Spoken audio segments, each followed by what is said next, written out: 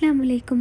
നമുക്കിന്നൊരു simple mutton biryani ഉണ്ടാക്കിയാലോ? ഇത് നമ്മൾ 3 ലെയറായിട്ടാണ് ഉണ്ടാക്കുന്നത്. കറി, റൈസ്, പിന്നെ ഗാർണിഷ് ചെയ്യാൻ വേണ്ടിയിട്ട്. ആദ്യം മട്ടൻ വൃത്തിയായി കഴുകി ഊറ്റി വെക്കുക. അത് വെള്ളം തോഴുന്ന സമയത്ത് നമുക്ക് അരി കഴുകാം. ഞാൻ എടുത്തേക്കുന്നത് ജീരകശാല അല്ലെങ്കിൽ കൈമ അരിയാണേ. അത് നല്ലപോലെ കഴുകി ഒരു 30 മിനിറ്റ് കുതിർത്തി വെക്കണം. ഇനി നമുക്ക് കറി ചെയ്യാം.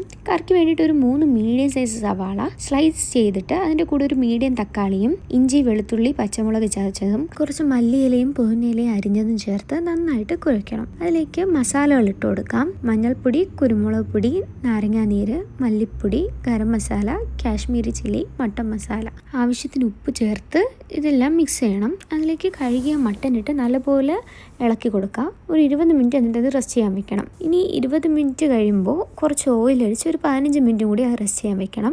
ഒരു 6 to 8 വിസിൽ കേൾപ്പിക്കാം. അത് കഴിഞ്ഞിട്ട് അത് മാറ്റി വെക്കാം. എന്നിട്ട് നമുക്ക് ചോറ് ചെയ്യാം. ചോറിന് വേണ്ടിയിട്ട് ഞാൻ 1 കപ്പ് അരിക്ക് 1.25 കപ്പ് അല്ലെങ്കിൽ 1.5 കപ്പ് വെള്ളമാണ് എടുത്തേക്കുന്നത്. അതിലേക്ക് നമുക്ക് സ്പൈസസ് ചേർത്ത് കൊടുക്കാം.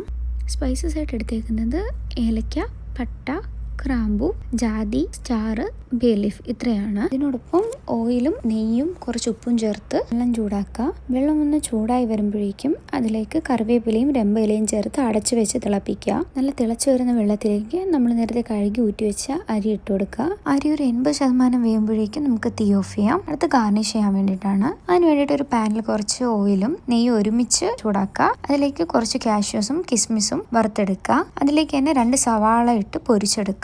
പിന്നെ കുറച്ച് മല്ലിയിലയും പുതിനയിലയും കട്ട് ചെയ്ത് വെക്കാം. നമുക്ക് ബിരിയാണി അറേഞ്ച് ചെയ്ത് കൊടുക്കാം. ഫസ്റ്റ് ലെയർ നമുക്ക് റൈസ് ഇട്ട് കൊടുക്കാം. സെക്കൻഡ് ലെയർ നമുക്ക് മട്ടൻ ആഡ് ചെയ്യാം. തേർഡ് ലെയർ റൈസ് വെച്ച് തന്നെ ലെവൽ ചെയ്ത് കൊടുക്കാം.